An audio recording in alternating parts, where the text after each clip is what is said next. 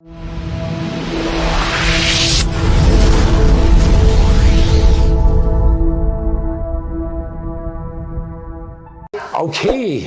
this is Richard Adokesi, and I am here with a special guest, and we're doing a quick episode of Wealth Talk Podcast. We're here at a convention center, and we have our newest wealth creator that's on board. And when I first met her, she was telling me so much stuff. I said, I have to interview you. I have to do it right away, right? So we couldn't wait to get us in the studio. We had to do it right here, right now. So we have Francisca Epale. I said your last name correct, right? Yes, you did. Welcome. Thank you so much for allowing me to interview you. Thank you for having me. Okay, so Francisca, if you don't mind, before we get into deeper questions, I want you to tell a bit about your history, because you told me, briefly, and it compelled me. I just want you to go, tell me about, coming up and what you've gone through to get to where you are now. Okay, I have gone through a lot. I am a former educator. I used to teach English as a second language and French for over 20 years in the United States, in Canada, and China. Wow. I have been in and out of jobs, and I've done all kinds of jobs. I've been full-time, part-time, no time, blue collar, white collar, green collar, all of them, all the colors. Mm-hmm. The reason why I went to China to go teach English because I could not find a full-time job. Okay, where were you before that? Like, where were you born? I was born in Cameroon, West Africa. Okay. And my parents have passed away. My mother came from Jamaica. Oh, wow. They met in England. Oh, wow. Okay. Yes. So then you studied in England, and then you decided to move to China immediately, or what was that leading up to that? Because I think we skipped so much. Yes. Well, I was born in Cameroon, then I went to England for 2 years, elementary school, because my late father had a PhD from Oxford University, and that's where he met my mother. Then we came back to Cameroon, and I went to the United States to do my post-secondary education. Then I had problems in my marriage, and I started a new life in Canada. And while in Canada, I wanted to be certified as a teacher, but they told me that I have a master's degree in education, but I should have a bachelor's in education. But I said the master's is higher. They said, yes, but we wanted you to have the foundation. I even contacted a lawyer. They will not change the system. Oh, wow. So there was a time when I even had to do 3 jobs. Wow. So my brother said, why don't you go to China? And I said, I'm scared. He said, why are you scared? Because I hear some teachers have been killed. Oh, wow. And they've been put in jail. He said, right in Canada, they can put you in jail and they can kill you too. It depends on what they did or what they said. So I went to China, and then when I was in China, because I could not speak Chinese, I started a lot of personal development. I became a John Maxwell certified coach, speaker, and trainer. Okay. And once I came back to China and to Canada, I was bitten by the personal development bug. Okay. And I joined all kinds of networking opportunities. Yeah. I've done it all, but the one that I have now that I'm going to talk about is the map book. Okay, yeah. This one rings a bell. It's very close to my heart. Why is that? Talk about that. It's close to my heart because in less than 1 week, certain strange things happened. I was invited to a destination wedding. I've never been invited to one before. Yeah. Somebody even called me that they want to do a joint venture with me. Wow. I thought the person was joking. The person said, no, I'm going to come to Toronto and sign the papers. Wow. To show that I'm serious. And then I've been this one, I have just been nominated for an award. Oh, congratulations. Woman on Fire, you're going to hear about it. It's in April. So the founder herself, she nominated me, not a friend, but the founder. Wow. So I said, how did you find me? She said, well, I looked on Facebook.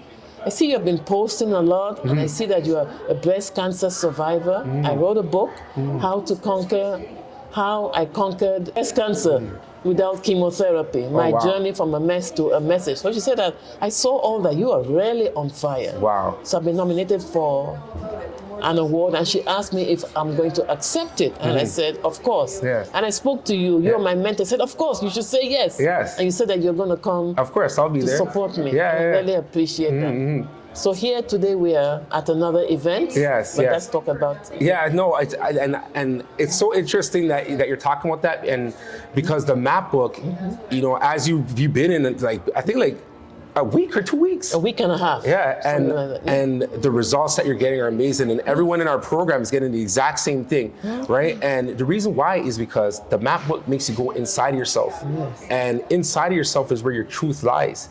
And when you express that, now you're connecting with everybody that is in alignment with that. So all these strange things that happen, they're not necessarily strange; they're actually a part of you.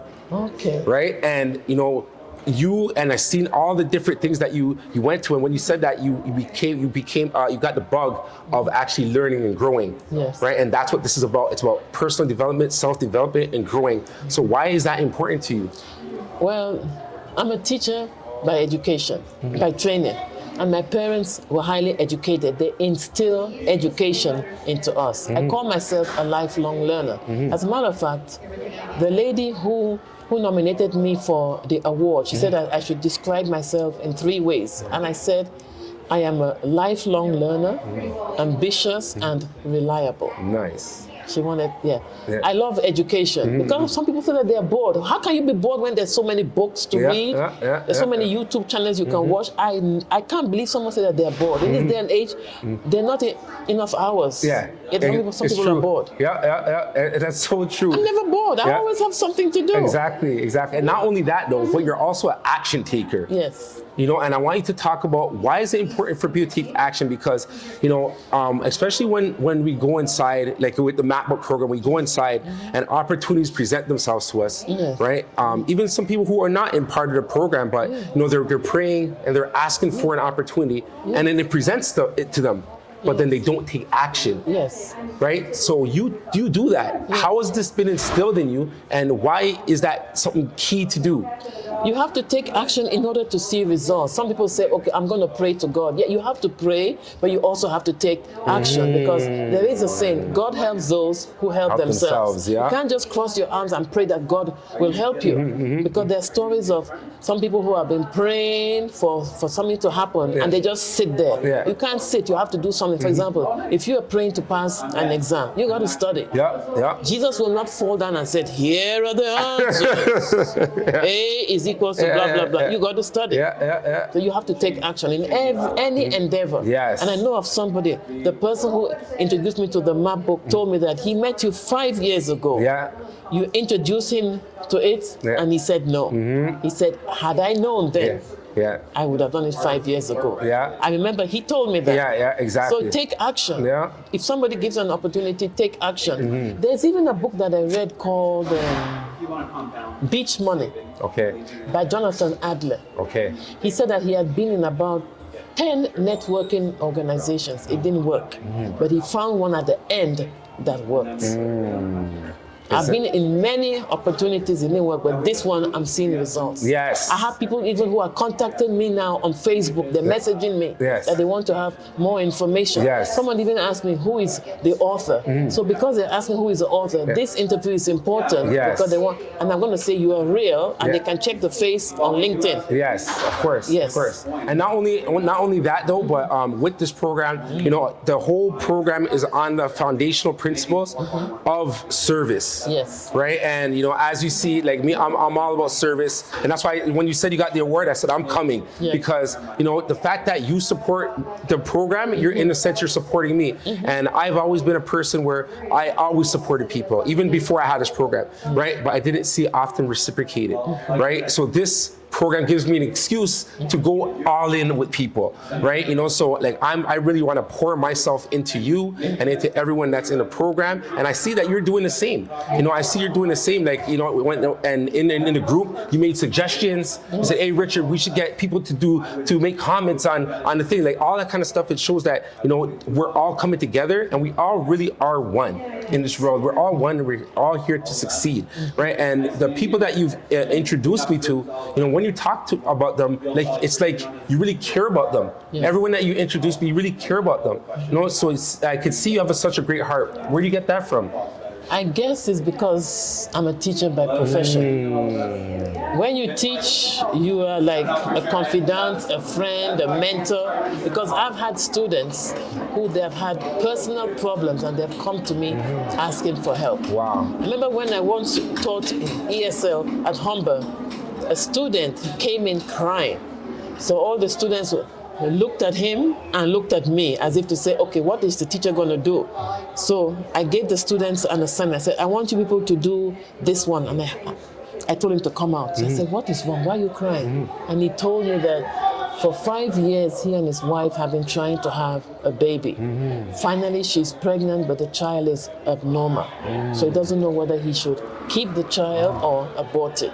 So teacher Francisca, what should I do? He said, I'm your English teacher. I'm not your mother. He said, but you are very wise. I said, I cannot give you this kind of advice because I know what I would do, but I cannot give you advice. But please, teacher, I said, no, wipe your eyes. You have to discuss that with your family and your wife, but I cannot tell you what to do. So that was a very personal thing, but he shared it with me. So I told him, I can't give you advice on this, please. Because what I tell you, if it doesn't work, you're going to say, well, she said that I should do blah, blah, blah. So sometimes when you're a teacher, sometimes the students come and ask you personal stuff. So you mentor them, you coach them, you're confidant and all that. So I have, it's part of my personality, I guess. Yeah, and even at the seminar that we just came at right now, when the speaker said that the greatest teachers are the best students. Yes. Right, and I see that in yourself as well. Yes. You know, so that you want to learn, but you also want to teach. Yes. You know, you said that you survived cancer, which is something that obviously nobody wants, and we thank God that you're still here and we get to meet you. You know, but talk about this experience and how are you able to overcome this experience? Because I'm sure that has a reflection on how you act in all aspects of life. Is that correct? You're right. As a matter of fact, God has spared my life 5 times. Wow. So when it's my birthday, I celebrate with style. Yes. I can tell you the 5. Okay. The first one was when I was a teenager. I was in a taxi. A bull came towards the taxi and I wanted to step out. And the taxi driver said, no, young lady, lay flat. Don't step out because if you step out, the cow can attack you and kill you. So lay flat. That's number 1.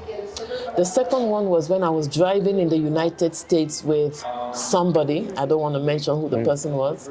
We had a little disagreement and he lost control of the car. Wow. The car it took off from the road, airborne, and turned left, entered a valley, and I screamed, Jesus, and he maneuvered it back on the road. Wow. I said, he said, do you know we could have died? He said, maybe because you said Jesus, that's why we're still alive. Yeah. That's the second one. Now the third one was when I was in China. I had a medical condition. I had uterine fibroids. That's the thing that some women have, and if they have it, they might not be able to have children. So it burst. Oh, wow. I was just bleeding for 3 hours. I said, what is this? I don't speak Chinese. Luckily, I belong to a Bible study group. So I had to send a text to one of the Chinese guys who speaks English. He said, I will call the ambulance. What is happening? I was shy. He said, I have 6 sisters. Tell me. So I'll tell the ambulance people so they know how to handle. Don't be shy. I know what is period. Yeah. He said, don't be shy. And I told him. So the ambulance came and then he said, I'm going to ask one of the ladies to meet you at the closest hospital.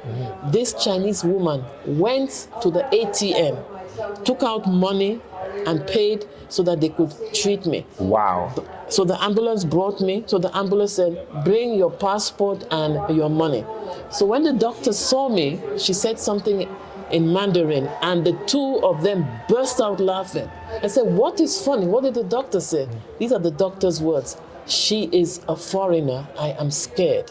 Oh, wow. So you people are going to lead me to die here? He said, no, we shall call Nina. Nina was an African girl who was a medical student in her last semester. Wow. So they called her, she said, bring her to my hospital.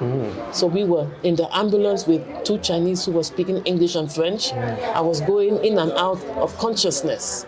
So once we got to her hospital, 30 minutes later, she had a syringe in her hand. She said, Francisca, I am not yet a full-fledged doctor. I'm going to graduate in a few weeks, but I can give you an injection to stop the bleeding. Since the other doctor refused to help you, will you allow me? I looked at the 2 Chinese They shook their head to say yes. But I was kind of confused. They shook their head, and she gave me an injection, and the bleeding stopped. Wow. I missed dying there.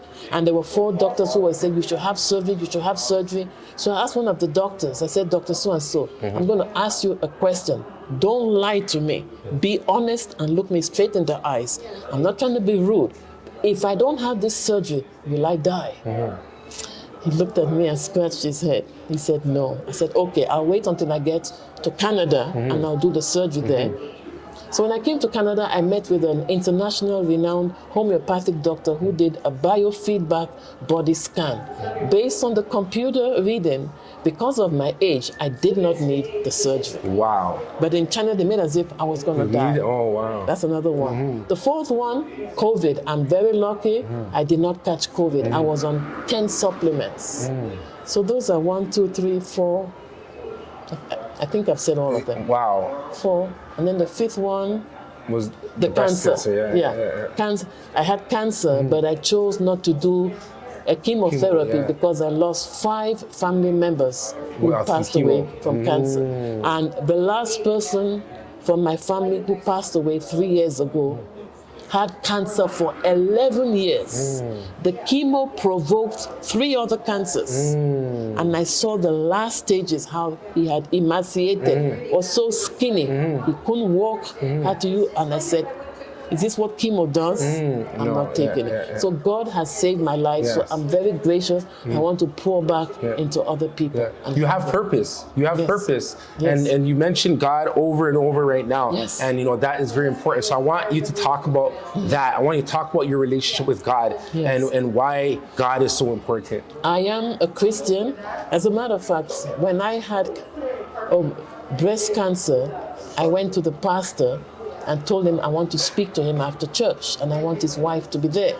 So he said, so after church I told the pastor that I have been diagnosed with stage 2 breast cancer. So his wife put her right hand on my right breast and he prayed.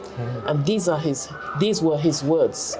You shall not die, you shall live. You shall not die, you shall live to share a testimony. So 3 weeks ago, I went to his church. I called him. I said, I want to come and give a testimony. 3 weeks ago, I went to his church. He now has his own church. And I shared a testimony. I put it on Facebook. Yeah. I remember you with the picture. We took a picture and I gave something for the church. He was very happy. Amen. So he was very happy. Okay, so if you don't mind, for our viewers right now, I want you to just give a statement, a final statement, because you just gave a glimpse. I do want to sit more with you, but right now we're in a public setting, but we're going to go deeper because I do have so many more questions to ask. Okay. Right, but overall, I want you to summarize your experience, just in terms of the experience that you've gone through till now, and then what do you think is your objective now to the future? My objective now is to help people sign up into this program. It's not an MLM. Someone asked me on Facebook, is this some kind of MLM? I said, no, it's a course. It's a program. 365 days. We are enrolling students, so it's not MLM, but we share the profits. Yeah, exactly. So she said, thank you for the clarification. And this is easy. It involves doing things, yearly goals, monthly goals, weekly goals, daily goals. It keeps you grounded. Like the other day when you were speaking to us on the 3-way call, I remember I had things on my book to do, and while we were speaking to you, I was cleaning my home office because I wasn't talking. You were talking to my friend. I said, well, my time, I have to do something. You're addicted to check marks. You got your check marks. We got disconnected something. Remember? Yes, exactly. I was cleaning my home office because I had to do the check marks. You had to do your check marks, right? And that's one big part of the program. We're actually going to talk about that on the GPS session, about order, right? And order is something that is universal. It's something that God loves, order. Right, and by you cleaning your room, it's pretty much you're cleaning your mind. It's an external thing that you're doing, but internally you're doing the same thing. So thank you so much. I appreciate your time, Francisca.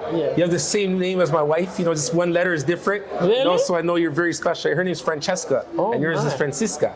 And I had an ex-boyfriend whose mother's name was Francisca. Oh, wow. This is weird.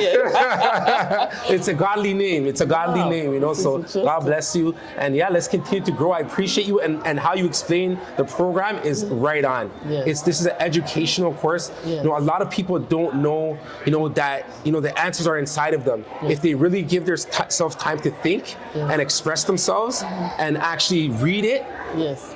it's going to happen in their life. You know, many people want things, but they don't express it because they think it's not possible. Yes. Right? But you're showing that it's possible. Yes. You know, so thank you so much. I appreciate your time. You're welcome. God bless you. Thank you. And thank you for writing this book. I appreciate it. It's a nice book. Oh, I thank like you. it. Thank you for joining. And Yes. we got to thank Steve Kerr, Powerful Steve, as well, because it was through him that you found out about it, right? Yes, and if I had not invited him to my birthday party, I wouldn't have even watched him. Oh, wow. Facebook. So be careful who you invite to your birthday party. Yeah? Invite influential people. Yes, all right. You heard it from Francisca Epale, right? Yeah. All right. And how do people reach you?